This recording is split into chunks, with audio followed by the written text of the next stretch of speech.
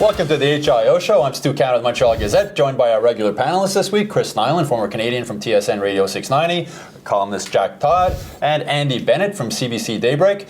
Chris, the final chapter in the John Scott saga has been written. He played his one game. He's going back home to his family. Your thoughts on this whole situation? I just thought it was nice from him, the villain, everybody made this kid out to be a villain, when we saw him up against Phil Kessel, right, and Kessel chopping away at him, we often forget that these guys, they're people, they do have feelings. I actually felt bad for him when he was being disparaged the way he was. I get it, not the greatest hockey player in the world, but better than a lot of others that couldn't make it to this level.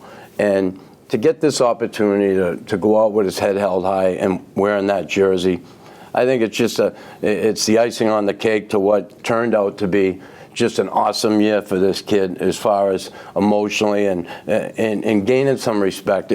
All too long, I think fighters in the National Hockey League, they don't get any respect, and it's kind of nice to see it turn out good for this kid. It was a PR move by the Canadiens, who originally when they got him said he wouldn't play in the NHL, and this team needs all the good PR it can get.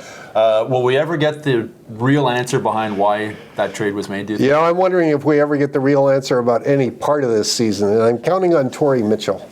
And someday, about 10 years from now, I want to sit down with Torrey, who's as smart as any guy in that team, sit down with him, have a beer in Greenfield Park and say, Torrey, what the hell happened? Because we aren't going to ever see the straight story from the Canadiens. Scott, in this particular story, is the only person who comes out of this looking good. You definitely wonder how much they knew about Jared Tenorti and some of the problems that he's experienced since leaving the team. I mean, that happened after, but it just makes me wonder how much they knew about that. But with John Scott, I mean, I know a lot of people are question the validity of having a guy like this come up as a PR move and McCarron going down, but you have to think, if you're a hockey fan, if you're a sports fan, this just felt right. It felt right for him to come in. It felt right for him to have that moment to wear that jersey. It felt right after everything that happened with the All-Star break and the way he was disrespected by some people, even by the league, for him to be able to come in and do that.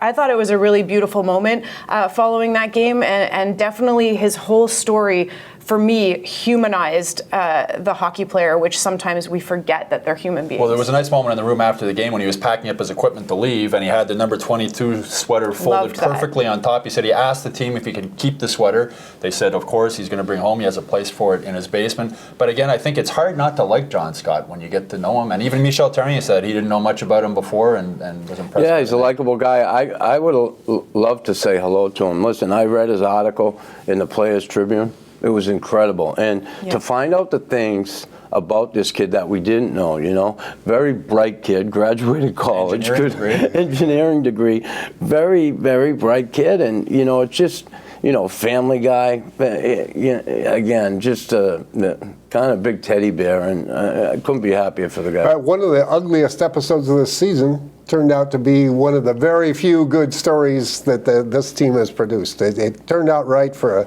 a good guy. Now everybody knows who he is, Only way I could like him better is if he'd thrown Kessel through the glass. I think some people might want him to throw Michel Therrien. Hey, Phil Kessel has feelings too. He can keep them as far as I'm concerned. I don't think he'll be back in the NHL. I don't think there's a role for that type of enforcer. But a guy like Mike Brown, I wonder if there's still a spot for him. I think that he added something that the Canadiens were missing. Yeah, I mean, sure, the Canadiens have been missing that for years, and Chris talks about it a lot, the grittiness and what that brings to the rest of the bench, having a guy like Mike Brown there. And to me, I mean, Mike Brown is much more than an enforcer. I mean, he did a lot more on that team, and I do think there still is place for those guys. You have to be able to play, you have to be able to skate, but there still is a place for those guys, and the Habs need that. Here's the deal with that. Again, Mike Brown, there is a place for him, and there should be a place for him. When you look at the money they spent on guys like Semin, this kid Matteau we're talking about, come on, you can't toss $1 million his way and let him stay here and be the guy in case you need someone like that. And I know that this team is they feel a whole lot more secure when that guy is in the lineup. At the end of this season, Jack, I think one of the things that really hurt the Canadiens this year is their secrecy. Yeah. Whether, the Carey Price injury, It questions the medical staff why they couldn't diagnose it properly, or did they diagnose it properly and the Canadiens covered it up? I think the more they try and keep things secret, the more it seems to hurt them. You know, you'd think they'd learn from politicians in Watergate. It's always the cover-up that causes you the trouble, not the original crime. And they've covered up across the board, and the question is why? What the hell do they have to gain by lying or obfuscating what happened to Gary Price, by lying or obfuscating what's going on with PK Subban, by lying or obfuscating about what happened with Tenorti and why this trade was made? Instance after instance, all they had to do was sit down there, tell the truth for about a minute and a half, and the story's dead. But no, they got to string it out. They're still lying to us about Price 6 months later. What good is it doing anybody? I mean, all you're doing really is giving the power to pundits, media types, and of course bloggers now who are, play a little more fast and loose with the rules as far as getting information. And that's what the Canadiens have done. They've just let so many of these things open to speculation when transparency would have been the simpler road to go. It sure does. And the transparency, it might not be what they want out there either. When you look at the Subban situation, you think they want the real story out there? Do you think they want the story that really he's okay and he doesn't feel like playing because of this coach? Do you think they want the real story out there? But it is. Look, I mean, there's so much speculation. And listen, I'm not going to sit here and be, I look at him on the ice, the way he's skating, the way he's, come on. He can go 4 hours on a plane. He's in a contact jersey, and he's not playing. The coach comes out and says it's up to PK when he plays. He said, well, it's up to the medical staff. So, yeah, people are going to speculate, and they might not like it, but they caused it. There'll be a lot of questions after the season. It'll be interesting to see which ones Marc Bergevin is willing to answer. We'll be right back after a short break.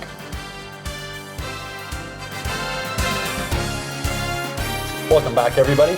Chris, PK Subban, his contract, his no-trade clause kicks in July 1st.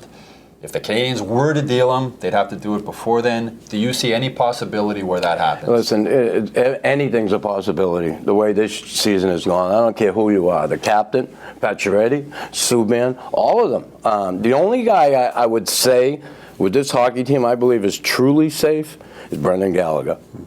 And Price. To some extent. I mean, Price with the injuries, you gotta look forward and see what's going on here as far as the injury. But there's a possibility. But I think it's a slim one. But you just never know when you're sitting at that draft table and Marc Bergevin has to make a move to better his team. And names come up. You just don't know. He might pull the trigger and on a deal that will help this team. And again, with that no trade, that's a big thing because afterwards, you can't trade me. The lower body injury with Price, whatever it is. Does it make any sense to have him play in these last 3 games? I mean, when I saw him the other day that he had said he still had symptoms, who knows what symptoms, but as somebody like Chris probably hasn't been through a lot of physio, when they tell you you're not yet at your full range of motion, if you don't have to play, if you're not going into the playoffs, then you should not be playing.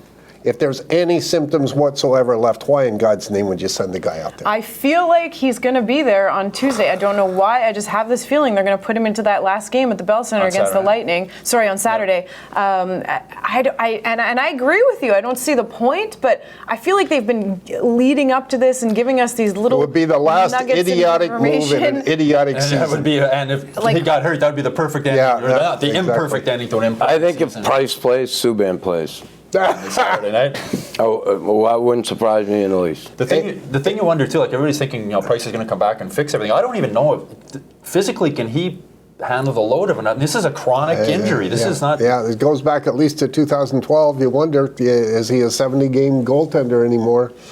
I don't know. There's just so many questions. All I see is questions, and I don't see answers. Yeah, you were mentioning Brendan Gallagher before. I was speaking with him after practice the other day and asking, if he ever thought about not coming back. The season's over. And here's a quote: what he said. He said, "Every game matters. even if we're not going to be in the playoffs, every game has a purpose and every game matters. It was important for me to get back and help my teammates in any way I could. That says everything you need to know about. This is why I've been saying since the beginning, he was my choice for captain. I mean, that is, Brendan Gallagher's everything you want in a hockey player. You know, it's too bad he's so small, but he doesn't play small, so it doesn't even matter. I mean, he's just got the personality, he's got the swagger, he's got the skill, he obviously is a great teammate, and that doesn't surprise me at all that he would say that. I wouldn't see Brendan Gallagher taking any extra time that he didn't have to take for an injury. With John Scott getting called up, the reverse side of that story is Mike McCarron getting sent down, which to me doesn't make a lot of sense with 3 games left in the season. Why wouldn't you keep the kid here? Terry said it's about getting him more ice time. Well, give him more ice time here. You're out of the playoffs. Yeah, I see that.